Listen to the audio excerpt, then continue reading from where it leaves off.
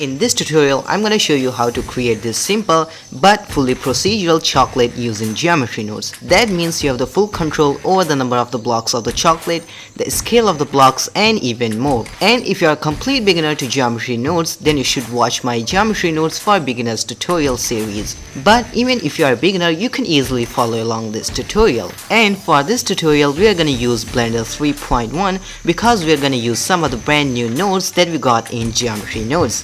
So without any further delay, let's hop into Blender and let's get started. Now let's start by not deleting the default cube but everything else. Because the last time I didn't delete the default cube, I got so many views.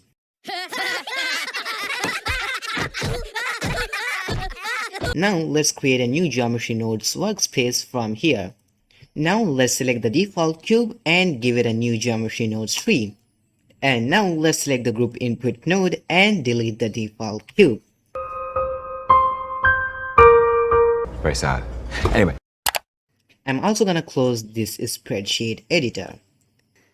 Now to create the chocolate bar, we need a plane with some subdivisions so we can extrude the faces to create the blocks of the chocolate. So for that, we can use the grid node to create a mesh grid. And to preview a node, you can hold down Alt Shift and left click on that. And this is very similar to a plane, except we can also change the number of subdivisions. And if I enable wireframe in the viewport overlays, you can see that we can change the number of subdivisions. Now these faces will be our blocks of chocolate. But we don't want to change the number of subdivisions of this grid each time when we change the scale of this grid. So what we can do is we can add a value node here, and in fact we also don't have to press Shift A to add a node. What we can do is we can drag from a socket, and from here we can search for the value node. And when we do that, it adds the value node and it also connects it to the socket. That is so cool! Which is very cool and also very handy. Now let's type in 1 here. Now here's the thing. When the size of this grid on the x-axis is set to 1, the number of subdivisions on the x-axis will be 3. And when this is set to 2, the vertices x will be 5. That means the vertices x is always 2 greater than the size x. Now what we can do is we can add a mass add node, add 2 to it, and now let's connect this to the vertices x. Now when we'll change the size of the grid on the x-axis, it will be automatically subdivided on the x-axis. But it's a bit weird that we can smoothly control the size of this grid, but the subdivision is incrementally increasing. And that's because the vertices x is an integer, not a float. So instead of using a value, we can use an integer. And we can also add a reroute node by holding Shift and right click. Now let's change the integer to 1 and connect this to the size x. And now we can control the number of blocks on the x-axis very easily. Now let's select these nodes, duplicate them, and connect this to the size y and this to the vertices x. And now we can easily control the number of blocks. And if you also want to change the number of subdivisions on this grid, you can again duplicate the integer and connect this to the add node. Now by this node we can control the number of subdivisions on this grid. I'm going to change it back to 2. And a very handy thing you can do is you can add the group input node and connect this input to this socket, and now we can control that value from the geometry nodes modifier without going deep into the nodes, which makes our life easier. And we can also rename this input by opening the properties panel by hitting N and going to group And from here we can change the name to size X. And the default value is set to 0, but I'm gonna change it to 1. And now when we'll reset this value to the default value, it'll be reset to 1. And now let's do the same for the size Y as well. And again the default value is set to 0, but I'm gonna change it back to 1. And we can easily reset a value to its default value by hovering the mouse over that and hitting backspace key. Let's rename this value to size Y as well. And again let's do the same for the subdivisions as well. Let's rename this value to subdivisions, change the default value to 2, and let's reset the default value. Now we can easily control this grid from the geometry nodes modifier. And since we can change these values from the geometry nodes modifier, we no longer need these nodes, so we can select these and delete them. And the blocks of the chocolate bars are not squares, they are usually rectangles. So if you want, you can add a transform node and scale it down on the x-axis to maybe 0.8. And now let's extrude this grid to create the base of the chocolate bar. And yes, finally, in Blender 3.1 we have the extrude node. So let's add the extrude node. And now you can see that it extruded this grid. By this value we can control the height of the extrusion. And when we turn on or off this option, you won't notice a difference. The reason why you can't see the difference is because this object is very flat. So to show you what this option does, I'm gonna add a UV sphere and use that as the mesh for a second. Now when this is set to individual, it is individually extruding the faces of this mesh. And it's looking like a disco ball. And the offset defines in which direction the mesh is being extruded. So if I add a combine XYZ node, we can control in which direction we want to extrude this mesh. And when we don't plug anything into the offset, it is set to the normal of the object. And if you don't know what's a normal is just the direction of a face. And since all the faces of this grid are facing upwards, it is being extruded upwards. So for creating the base of the chocolate, we don't want to individually extrude the mesh. So I'm going to turn off this option and I'm going to offset this by a value of something like 0.2 or maybe 0.15. Now let's duplicate the extrude mesh node to create the blocks of the chocolate. And you can see that it is extruding the whole mesh, but we don't want that. We only want to extrude the top faces of this plane. And we can very easily do that by using these selections that the extrude mesh is providing. So the top selection contains the faces that are extruded and the side selection contains everything else. So if we use a top as a selection to extrude this mesh, we can easily extrude the top faces of this grid. And this time we wanna individually extrude this mesh. Now how do we scale these top faces of the plane to create the chocolate blocks? For that we can use the scale elements node. Now by using this value we can change the scale of these faces, but again it is scaling the whole mesh.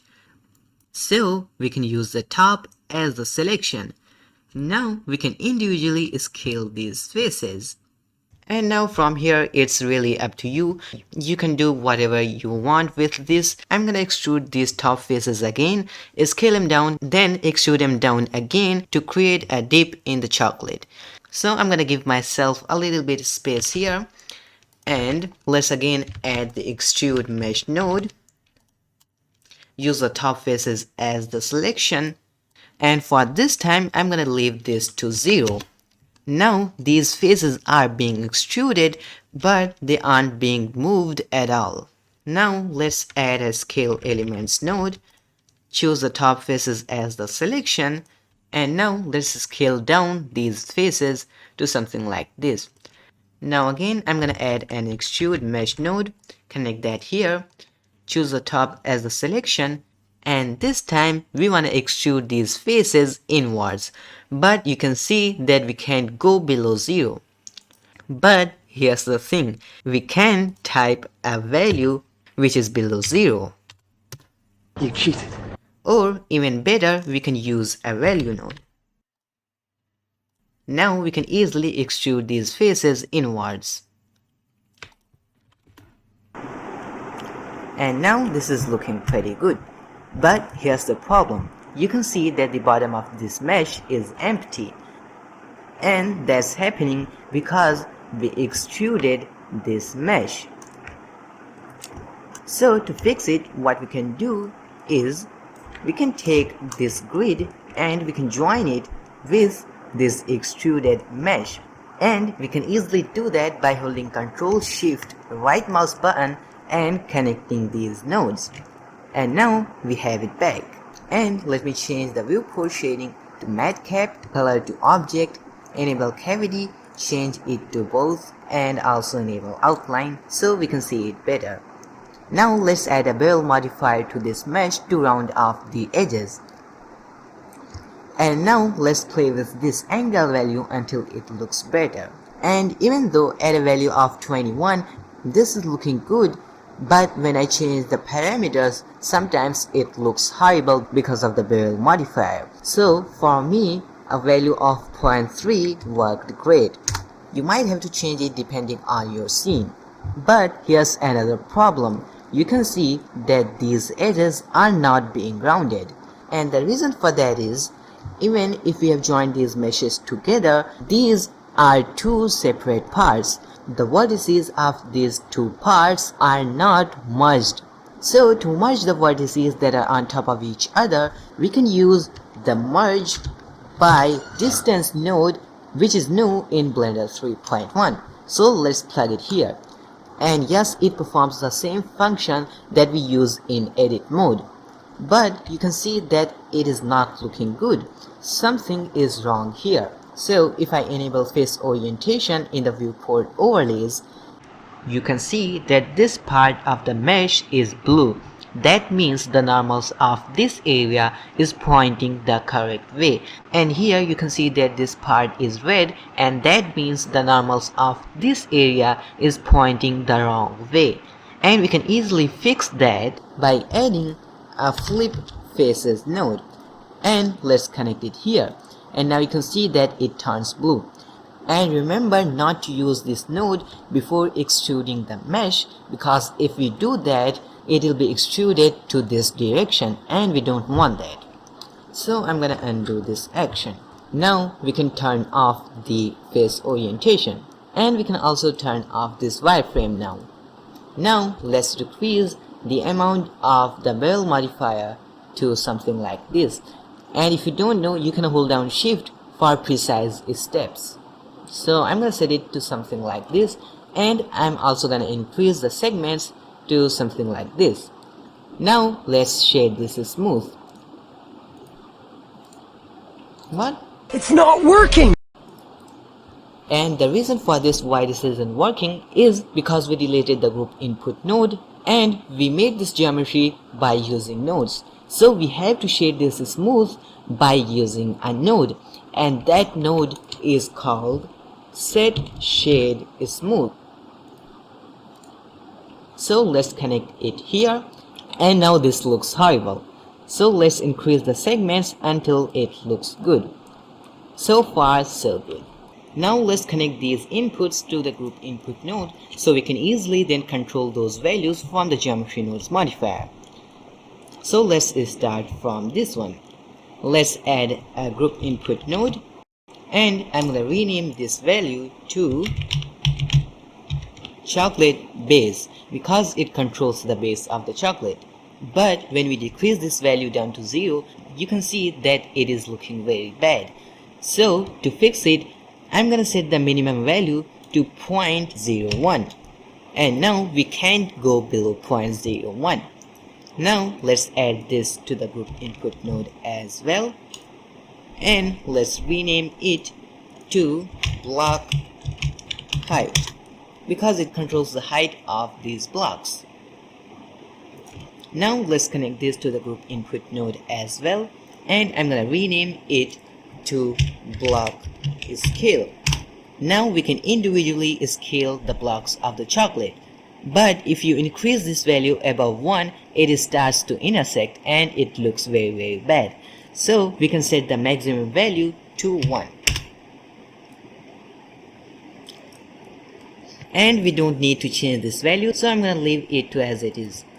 And I'm also gonna leave this one. But if you want, you can definitely do that. You don't have to exactly follow the tutorial. Now for this value, we first have to disconnect this.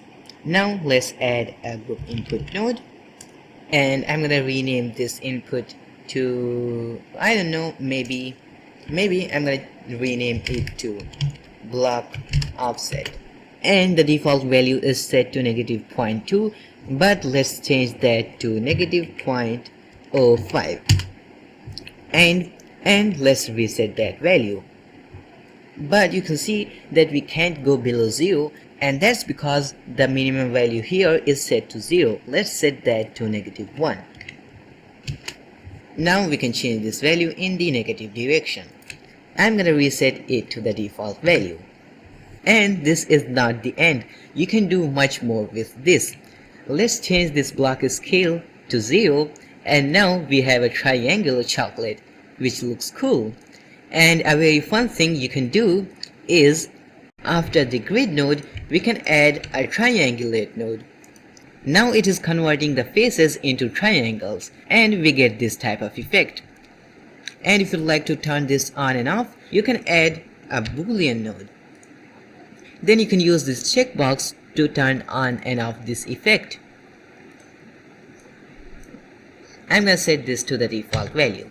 Now it's shading time. So I've already gone ahead and created a simple backdrop, and it's just a simple plane with these edges extruded and added a bevel modifier. I've also added these 2 point lamps to light up the scene, and the background is just a simple color. Now let's get started by going into the shading workspace. And I don't use Eevee very often, but for this case it is simple enough that we can use Eevee.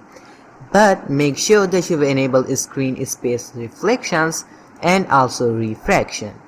Now let's select the chocolate and create a new material. Let's call that chocolate. Then let's give it a chocolatey color. This isn't working again. And the reason for that is, again, we deleted the group input node in the geometry nodes editor. So we have to go into geometry nodes editor and assign that material. So let's do that. So to assign a material, we can use the set material node. Let's connect it here, and let's choose the chocolate materials from here. Now if we go to the shading workspace and change the base color, you can see that it is working. So let's give it a chocolatey color to maybe something like this.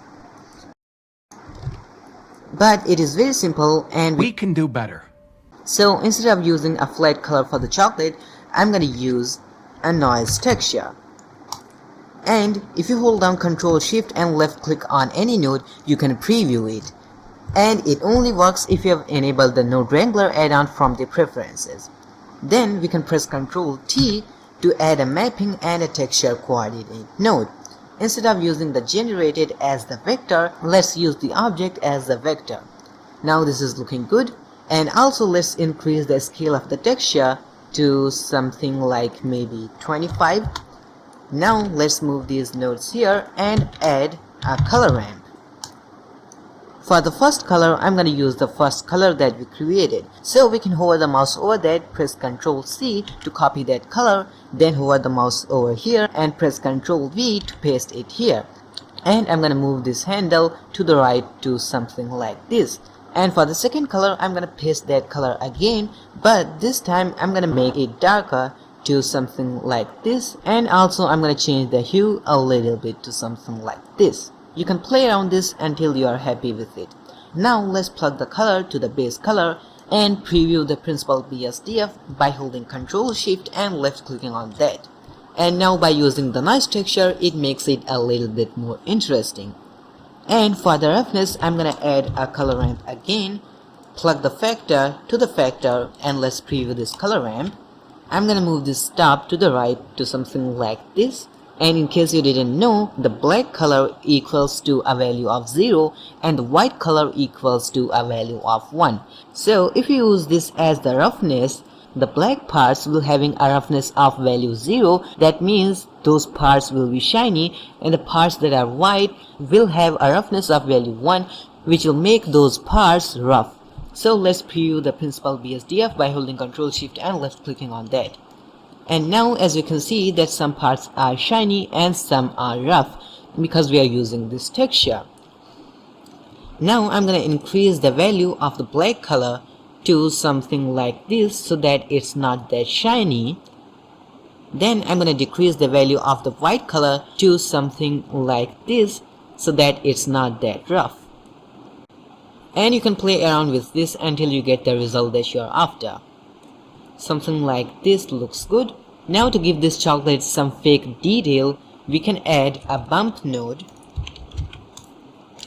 Now let's use the noise texture as the height for the bump node. Then let's use the bump node for the normal. And now you can see that it looks like someone has fried the chocolate, and it's because the strength is too high. So let's decrease down the strength to make the effect subtle. Something like 0.01 looks good, but still our chocolate looks like plastic, and it's because of the lack of subsurface scattering. And if you don't know what subsurface scattering, if you place your hand in a bright sunlight, the effect which makes your hand glow is subsurface scattering. So when light passes through an object, it's called subsurface scattering, and we can use that effect to make our chocolate look soft. So let's increase the subsurface scattering to 0.15, and let's also use the same color for the subsurface color. This is before and this is after. This is before and this is after. It's a subtle effect, but it makes the chocolate look better. So enjoy your chocolate. You can change all those parameters, have fun with it, and if you create something cool using this tutorial, then tag me on Instagram or Twitter. If you have any questions or suggestions, then feel free to drop a comment down below. And if you find this video helpful, please give it a thumbs up and don't forget to hit that subscribe button for more videos and tutorials. I'll be back.